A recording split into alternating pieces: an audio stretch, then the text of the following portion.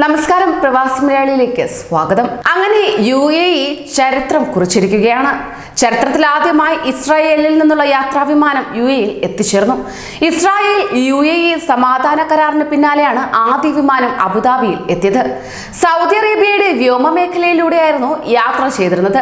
അങ്ങനെ ആദ്യമായാണ് ഒരു ഇസ്രായേൽ വിമാനം സൗദി വ്യോമമേഖലയിൽ എത്തുന്നത് പോലും.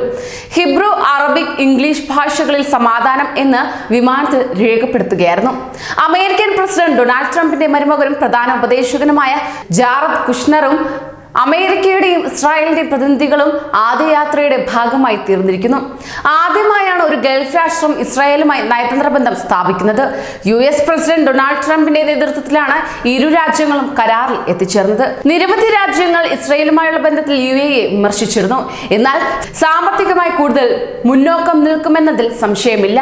ഇസ്രായേൽ വിമാനങ്ങൾക്ക് അനുമതി നൽകുന്നതിൽ മാത്രമല്ല, ഇസ്രായേലിയൻ F-35 യുദ്ധവിമാനങ്ങൾ പോലും വാങ്ങാൻ അമേരിക്ക UAE നിർദ്ദേശിച്ചിരിക്കുകയാണ്. എന്നാൽ ഇത്തരം നിർദ്ദേശങ്ങൾക്ക് അനുകൂലമായാണ് UAE തങ്ങളുടെ സമ്മതം മൂളിയിരിക്കുന്നത് എന്നാണ് റിപ്പോർട്ടുകൾ സൂചിപ്പിക്കുന്നത്. കൂടുതൽ പ്രവാസി വാർത്തകൾക്കായി ഈ ചാനൽ സബ്സ്ക്രൈബ് ചെയ്യൂ.